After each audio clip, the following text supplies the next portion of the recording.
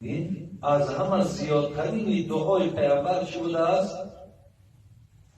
اللهم یا ربنا آتنا فی الدنیا حسنه و فی الاخرة حسنه و قنا عذاب النار. این هم در سوره بقره هم آیت 201 هم اشاره این آیت آمده. پس برادران عزیز، آیا این دعا چی معنی دارد؟